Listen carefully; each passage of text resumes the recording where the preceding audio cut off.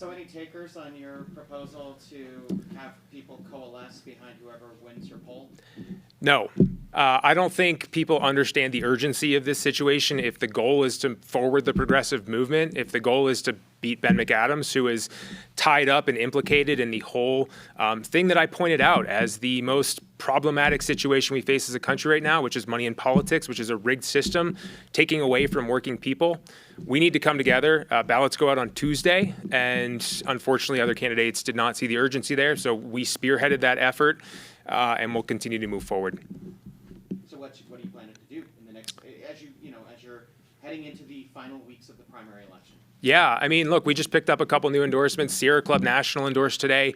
The airline, not the pilots, but the flight attendants through CWA endorsed our campaign as well. So very excited about that as well. We've got the momentum going forward here because people are seeing that I am the candidate that's ready to take on the establishment like I've done in the state legislature.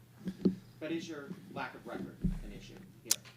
I think Zohran Mamdani passed 3 or 4 bills during his time in a Democratic Senate in New York, in New York, and now he is doing a fantastic job as mayor. He was fighting for his constituents like I am fighting for my constituents, and I think people take notice of that. They notice the coalitions that I've built, the people that I've brought up to the Capitol that would otherwise not be weighing in, and I have challenged Democrats to be better, to stop taking corporate contributions like they are here in Utah. Unfortunately, that puts me in a box sometimes, and like I mentioned during the debate, have been able to move forward legislation by running it through the Senate one year and having someone else work on the next and carry it the full way through. I think it's disappointing that we can continue to see people focus on personality over actually delivering for our constituents. I've voted for bills from people I have vehement disagreement with on many occasions, and I don't get that same respect in return, which is unfortunate.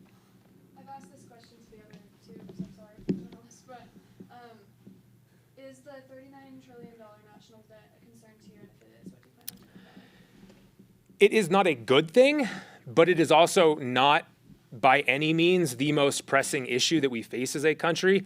I think if we are creating debt in a way that creates value for our society, building housing, sponsoring Medicare for all and actually moving that forward, making sure that people have those basic services covered, then the debt becomes less of an issue. If we can actually remain as the world's strongest economy, which we haven't been because of Donald Trump's policies, then we can continue to have nuanced conversations about delivering for our constituents and balancing things that do send us in a stronger direction as a country when it comes to the debt. But I do not believe that it is amongst the most pressing concerns that we face because, in the past, Ben McAdams sponsored the Balanced Budget Amendment, which would actually make things like Medicare for All that I am trying to deliver on illegal.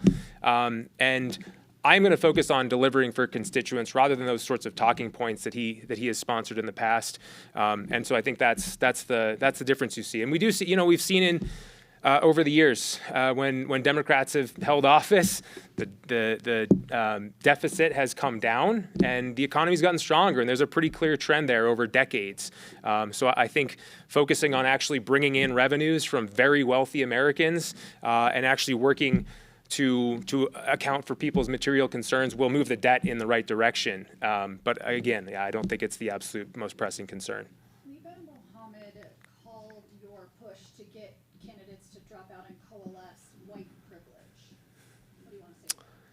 Yeah, I mean, we built a coalition here that is very strong, that wants to see a progressive win this race. I spent months working to build a strong campaign that has raised hundreds of thousands of dollars from far more small dollar donors than any other candidate in this race. I have been very focused on using that power, that coalition, that movement to empower everyone, to fight for things like universal health care, to create a coalition that will fight for every member of our society.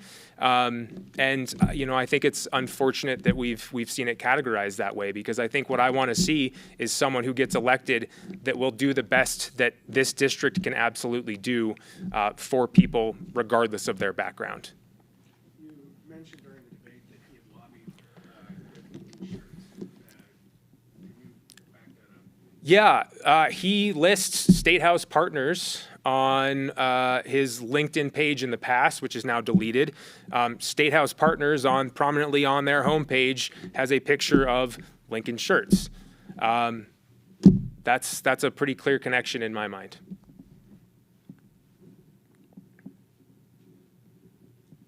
Any other questions?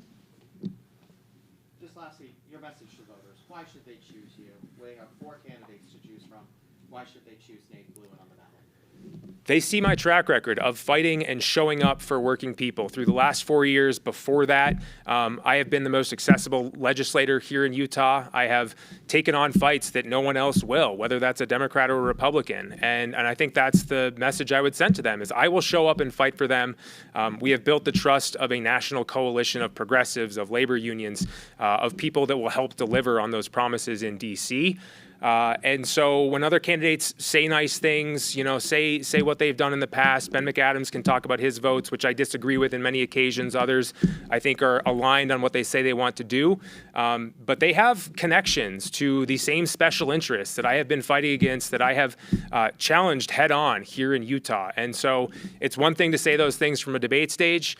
It is another to actually go up against those interests in a committee hearing on the Senate floor, to get shut down and called a punk because I'm speaking truth to power. That wasn't the mindset I necessarily went into the state legislature with, but I think it is important to have those sorts of voices. It is something that people have asked for. They want to feel like someone is fighting for them. And I think this is the moment where we need someone who will take those challenges on, who will not be worried about the political ramifications, and will start negotiating from a place of strength to fight for the things that our community needs, for Medicare for all, for housing, for every member of our society, to be able to put food on the table. I mean, all these things are just basic needs in a country like ours, basic rights in a country like ours. And again, no one else has a track record going back before January of this year, aside from Ben McAdams, again, who I think has been on the wrong side of many of these issues.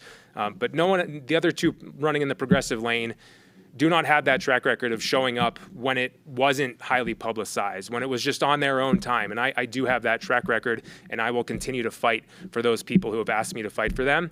It's been a privilege to be able to do that. If you're elected, what would you do differently to pass legislation in Congress?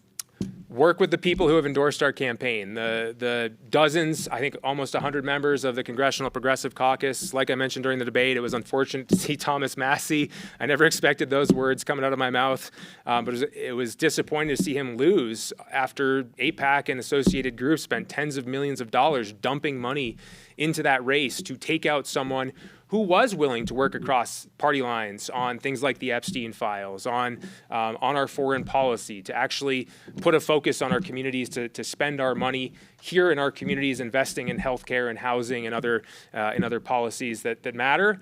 And so it's unfortunate that the same establishment that's backing Ben McAdams sees that as a necessary target. And so I will be going to fight against folks like that to make sure that we have a strong voice in that space and to help other progressives get elected. That's what I've done here in Utah. We've seen national movements right now. We've seen all the candidates that Bernie Sanders has endorsed who I think are in lockstep when it comes to showing up on day one and working together. That's dozens, potentially hundreds, a majority of the Democratic caucus that can really exert pressure on how we move forward. And that is what I'm committed to doing. You talk about Thomas Massie being willing to come over to the Democrats and, help you pass some legislation. Are there any issues where you see yourself moving over to the Republican side and helping pass GOP legislation? Yeah, I mean, off the top of my head, I am not thinking of any. I think I would see I would see some bipartisan issues. I think like an area like housing has had some opportunities for Democrats and Republicans to come together.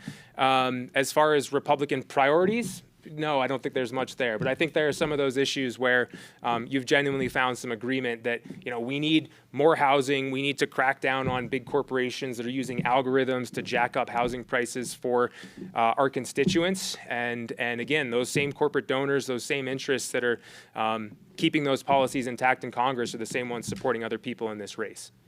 All right, that'll have to be all our time. Just to be clear, you're not taking corporate money? No. Corporate PAC, no.